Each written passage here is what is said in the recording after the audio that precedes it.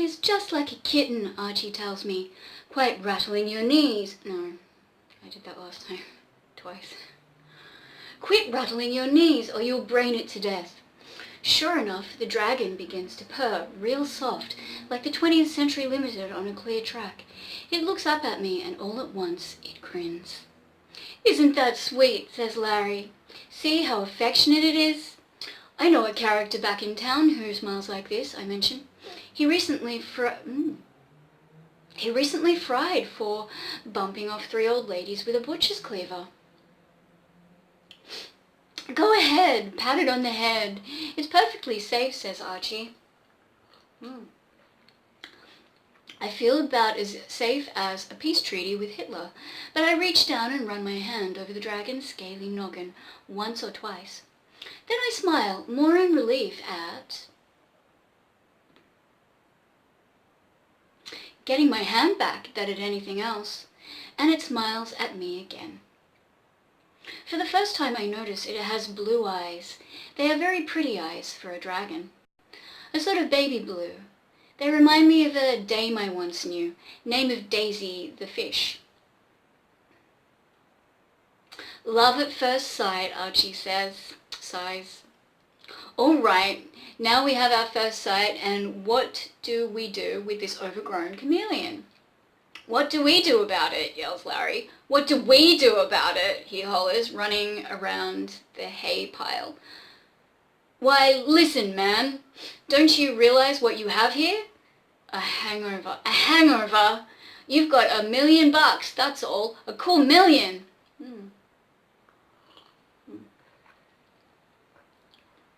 I don't even see a hot penny, I tell him.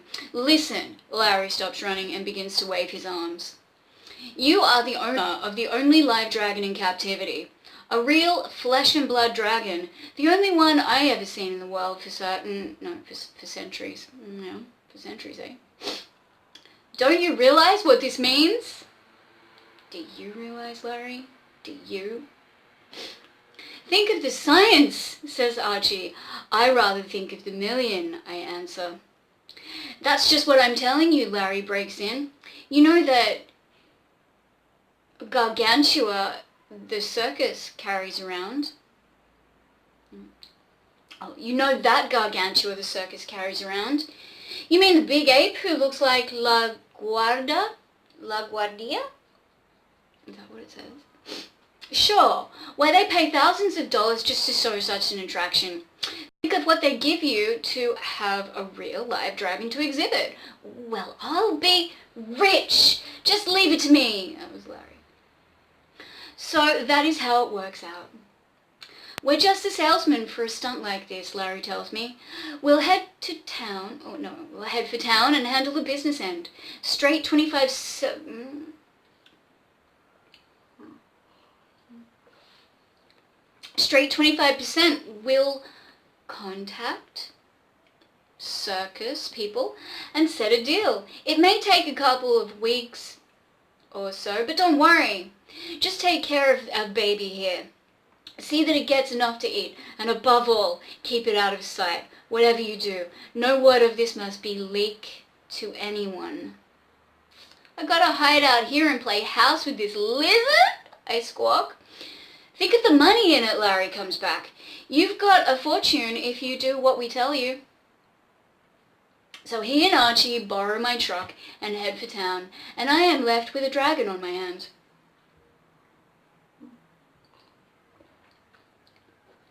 Sounds good to me. I do not know if you ever have a dragon for a visitor, but it is not such a situation I am equipped to handle.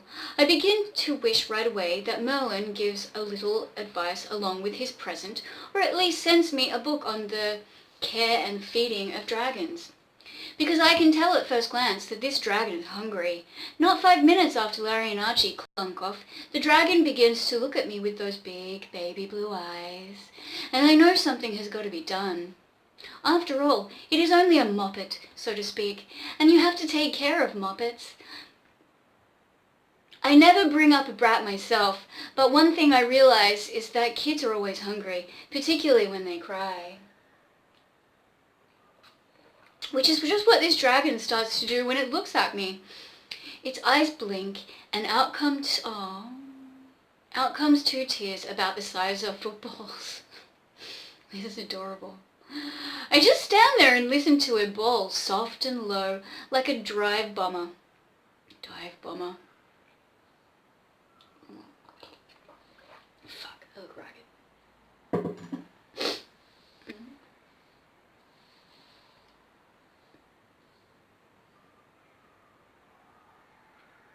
Like a dive bomber.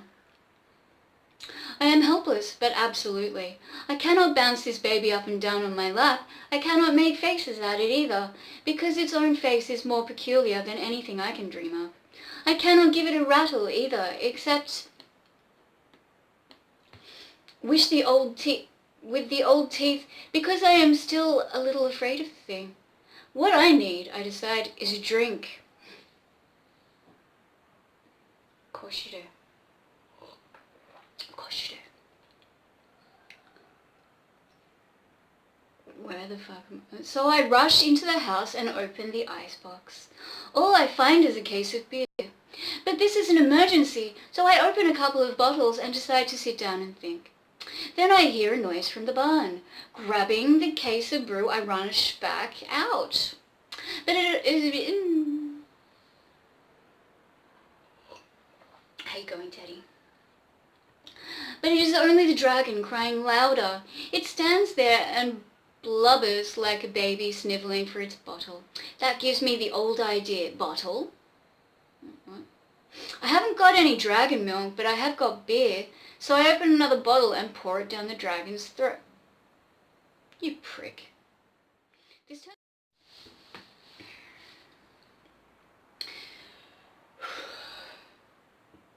So I open another bottle and pour it down the dragon's throat. This turns out to be just what the doctor ordered. One gulp and the beer disappears, and the dragon smiles. I smile too. Then I hear another gulp. The foolish thing has swallowed the bottle, but it keeps right on smiling. So that is the way things are, I say. All right, help yourself. And I push over the case of beer. The dragon gets to work. In about 5 minutes, it has swallowed 18 bottles. I go back to the house for another case. Also, I call up Thin Tommy's tavern and ask Thin Tommy to send over a couple of dozen cases of the vile brew right away. Holding a party? Asks Thin Tommy over the phone, but I do not answer. I remember that Larry and Archie asked me to keep my mouth shut. This is always a good idea when speaking to Thin Tommy. Anyway, yeah. If you open your mouth in front of him, he is liable to steal your teeth. Yeah. So I just hang up, relieved.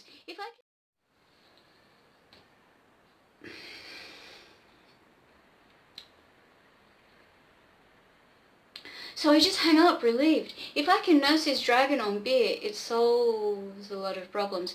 And the way it drinks, I do not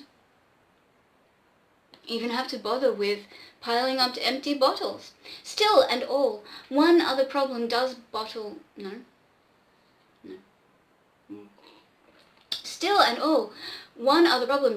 me a little.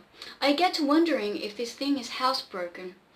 I am just going to call uptown for a couple of pup tents in case I run out of diapers when I hear another noise from the barn outside. It is a voice laughing. This time I make the trip back in nothing flat. I am not a moment too soon either, because there is a kid standing at the barn door looking in. He is a little tow-headed shrimp about 8 years old, hardly tall enough to reach up and gonif your watch. I don't know what gonif means. What does that mean? G-O-N-I-F-F. Never fucking heard it before. But that's the second time this fucking guy said it. He is laughing and giggling, and when he sees me turn around... Oh, he's laughing and giggling when he sees me turn around. Look, mister, he says, the dragon has the hiccups. I look, and it is a fact. The dragon has the hiccups. It is standing in the barn and hiccuping like mad. What makes it peculiar is the fact that every time it burps, a little spout of fire comes out its nose. Gee, it looks funny, laughs the kid. I stare at him. Aren't you afraid, Small Fry? I ask. The kid keeps right on laughing. What should I be afraid of? About, he asks. It's only a dragon, isn't it? I read about them in books all the time, unless, of course, you're a wicked wizard or an ogre. But you don't look like an ogre. Oh, hey, Tommy. Hey, buddy.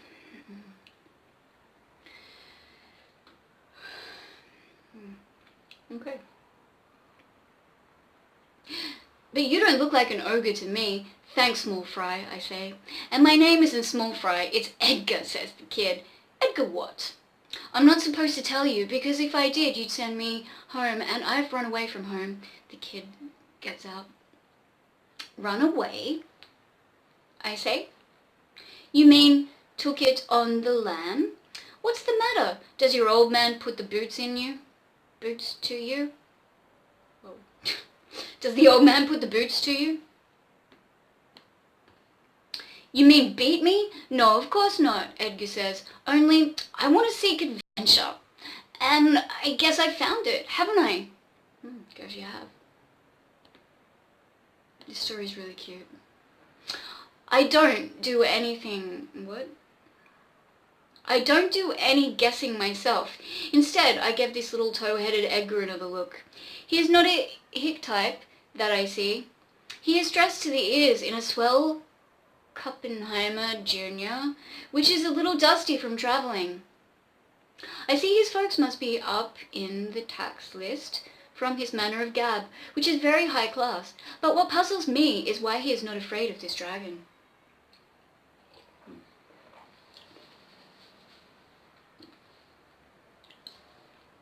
Yeah, me too. You mean to tell me you aren't scared by this fire-breathing monster? I ask. Doesn't this thing with the hot halitosis give you the shivers? Edgar shakes his noggin. Of course not. I'm used to animals. Why, back where I live, Then he stops and smiles. But I'm not going to tell. I give him another stare. That is old but cold. Listen, Edgar, I say kindly. It will please me extremely if you go back to your old man before I am forced to do something rash, like kicking your teeth down your throat.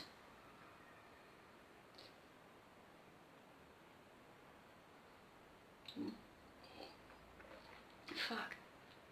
Edgar keeps on smiling. You can't fool me, he says. You aren't an ogre. I'm not the head of an orphanage asylum either, I tell him. I am not running a boys' town. I am just a chicken farmer, understand? I have nothing at all to do with the rackets these days, and I am not getting mixed up with any runaway dead-end kid. It is bad enough I've got to get a dragon today without singing Sunny Boy to a muppet. Edgar gets the drift of my remarks all right, because he puckers up his little puss like a sponge and begins to spring a leak from the eyes. You don't like me, you're sending me away, he bawls. That is the general idea, urchin. Go urch someplace else. And just when I was going to have such adventures, Edgar sniffles. Now when I tell people about your real live dragon, they won't believe me. Oh, this is something I do not figure. If I send the kid away, it will mean he spills the story about the dragon to somebody he meets. It is, as Mr. Hines puts it, a very pretty pickle. So I go over to Edgar and pat him on the shoulder. Do not drizzle, so I console him. Maybe I change my mind. After all, I need somebody around to take care of the dragon for me while I keep the farm going. Besides, it seems to like you. So how about playing stable boy to the baby here? You really mean I can stay? You really mean I can stay? And take care of the dragon and feed it everything?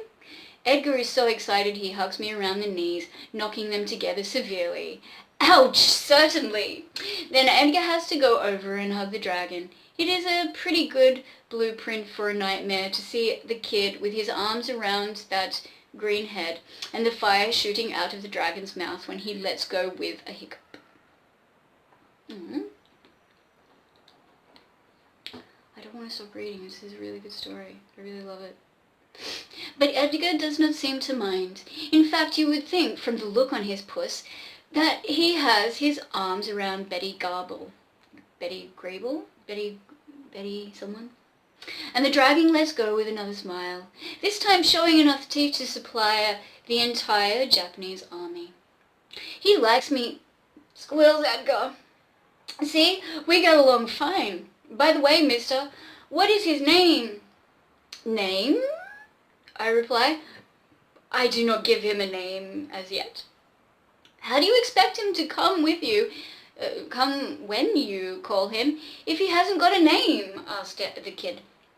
What makes you think I ever want to call a dragon? I answer, but the Muppet insists.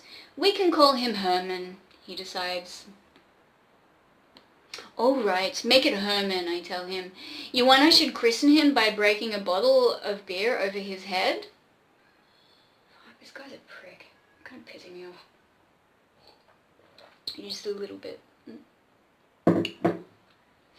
The kid gives me a funny look while he pats Herman on the neck. I can't figure it out, mister, he says. You don't act or talk like a magician, but you must be one, or how would you know... Oh, no, I'm sorry. Or how would you own a dragon? I am just a farmer, I say. I wish you to forget all this double talk about magicians and wizards and what all.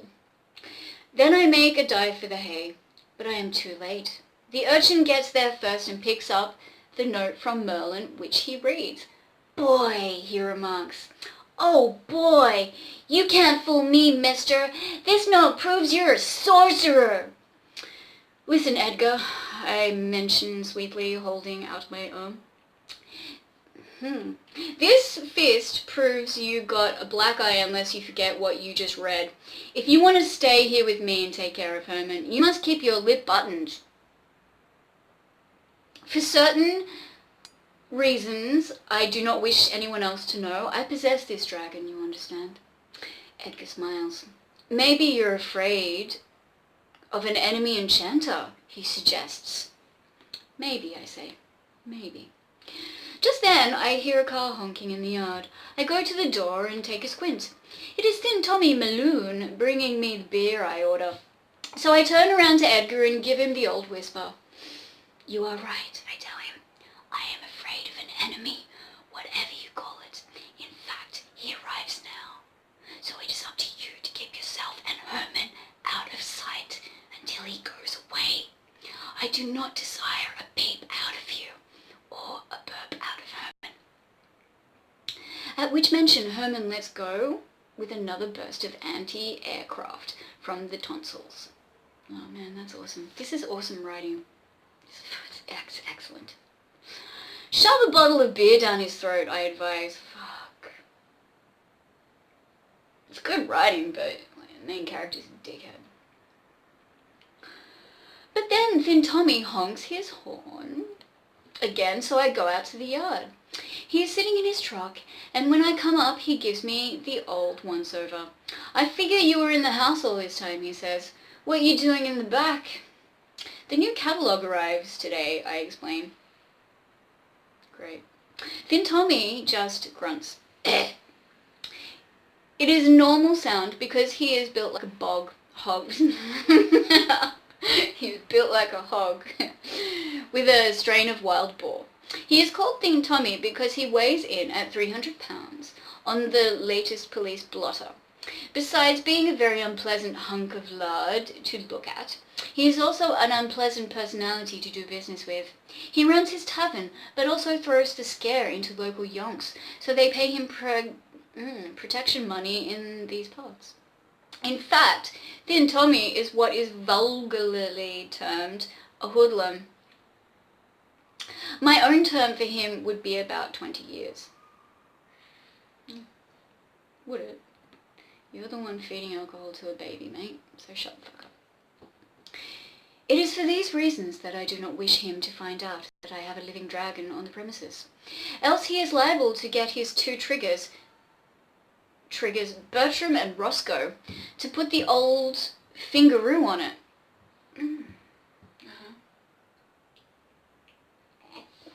So I make dumb and say, where is the beer? Right here in the truck, thing Tommy tells me. You holding a party? No, I say, not exactly.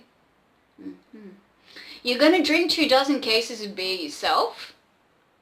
Well, I begin. Just then, another burp comes from the barn. It sounds kind of mournful and impressive, like Louis Armstrong on a trumpet. What in purple blazes is that goful? Blatting, inquires Tin Tommy. I think fast. I just buy a couple of cows, I tell him. I never hear a cow make a sound like that, he scowls. Holsteins? No, Bernsteins, I come back. A new breed. They give special milk if you see they get beer to drink. What kind of milk does a cow give from drinking beer? Malted milk. Stupid, I tell him. That is why I ordered this beer. What is more, I wish you to deliver 24 more cases every day in the future. I would like to see such cows, then Tommy says, climbing out of the truck. I back up to the barn door. They are too drunk to look at, I execute. Out comes another burp, making the door rattle a little. I still say that does not sound like a cow, then Tommy insists. Take my word for it, I tell him. That's no bull. The story is excellent. The story is excellent.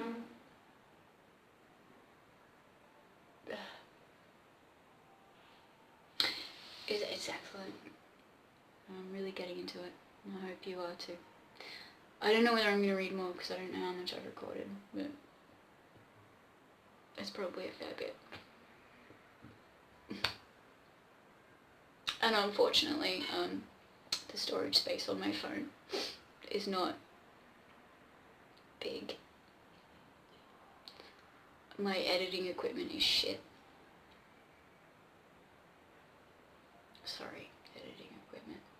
And yeah, I don't know, I mean, I don't want to publish long videos yet, or probably ever. We are enjoying ourselves. You, I, Teddy, Guy feeding alcohol to a dragon, and Edgar, Larry and Archie. This is a really good story. Okay.